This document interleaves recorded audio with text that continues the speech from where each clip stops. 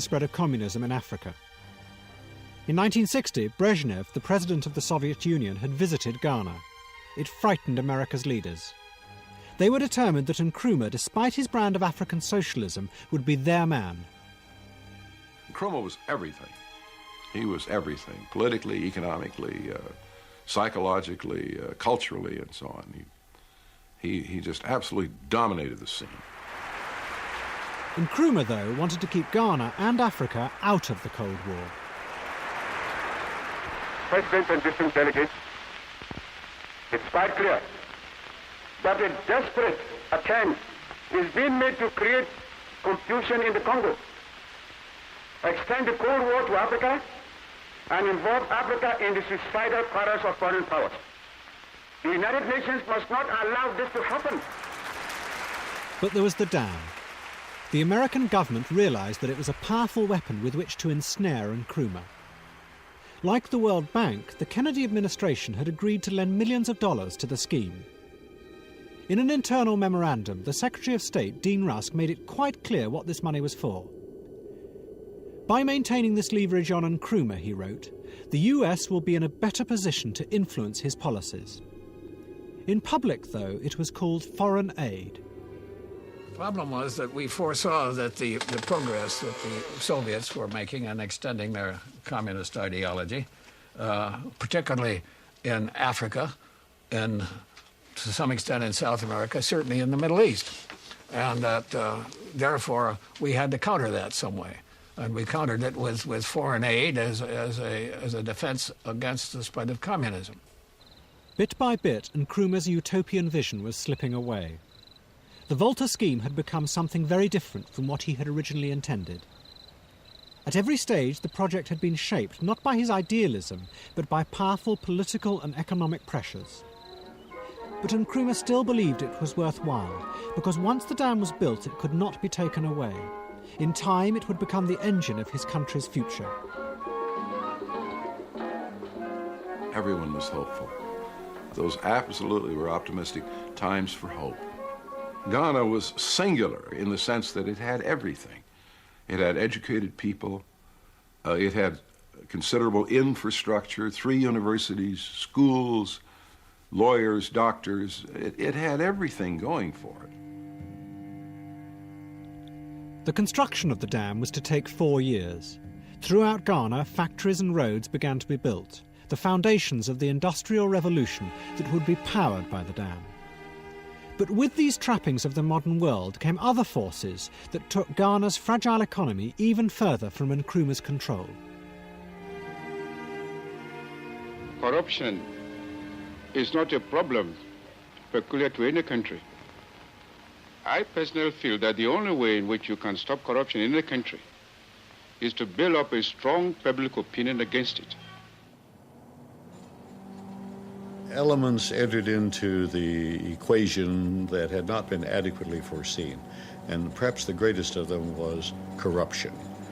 Corruption of government and of government people, and corruption, I call it corruption, on the part of foreign suppliers who tried to sell Ghana, in fact did sell Ghana, on investment in substantial industrial enterprises which were not properly designed for the country and did not, in fact, achieve success.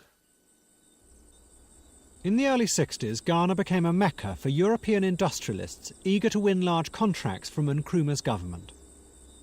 They began to discover that the easiest way was to offer officials from Nkrumah's party a bribe. This soon became the accepted way of doing business in Accra. What resulted was a rush to sell Ghana anything, no matter how inappropriate for an emerging African nation. Vast sums of Ghana's precious foreign currency were spent on these projects. Then, in 1964, Nkrumah's industrial experiment received another body blow. The world price of cocoa, which had been falling for 4 years, finally crashed. It was Ghana's main source of foreign exchange. The millions of pounds needed to pay for the new factories began to dry up. Ghana, once one of the richest countries in Africa, began to slide into debt. Show me the river. me across and wash all my troubles away. Nkrumah was an increasingly isolated figure on the world stage. What had once been seen as visionary ideas were now perceived as dangerous megalomania. And his country was sinking ever deeper into debt. By 1965, it had become very desperate. And I remember we decided to write a memorandum to Nkrumah to tell him the true state of affairs of the economy.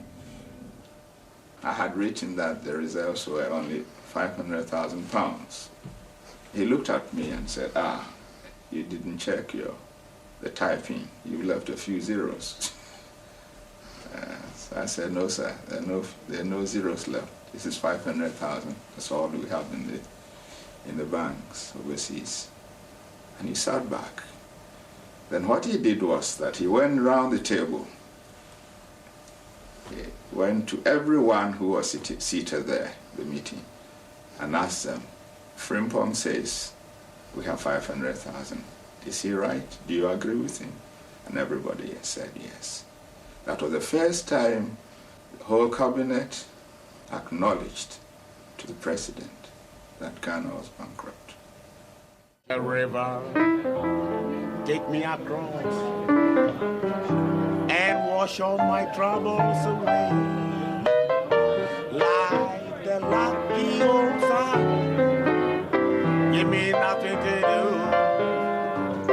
Roll around heaven all day. Our objective is African Union now. There is no time to waste. We must unite or we perish. I am confident that by our concerted effort and determination... Kwame Nkrumah was losing both domestically and internationally in his posture. He was practically alone in Flagstaff House. He was really a little bit paranoid. It was really awfully sad. He was even afraid to... I remember they opened their parliament one day, and Nkrumah didn't want to take the chance to drive from Flagstaff House to the Parliament building. He was a prisoner in a sense. There had been a couple of attempts on his life while we were there. So he had reason to be a little bit apprehensive, but toward the end, he was a different person.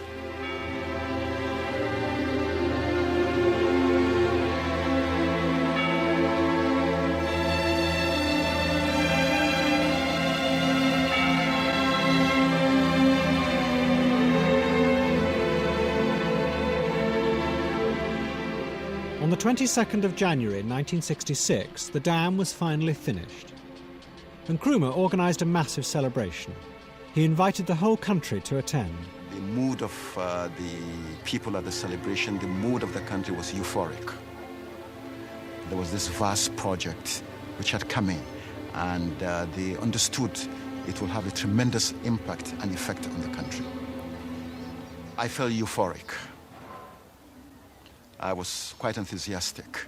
I thought a new dawn had come for Ghana. But all that was happening against the background of a country that already had no money, it had exchange controls, import controls. So it was just like a big emperor's new clothes. Nobody could say that Ghana was broke, but Ghana really was broke. President Eisenhower and President Kennedy were genuinely interested in this project because they saw behind the cold figures and the rigid calculations that the Volta River project was not only an economically viable project,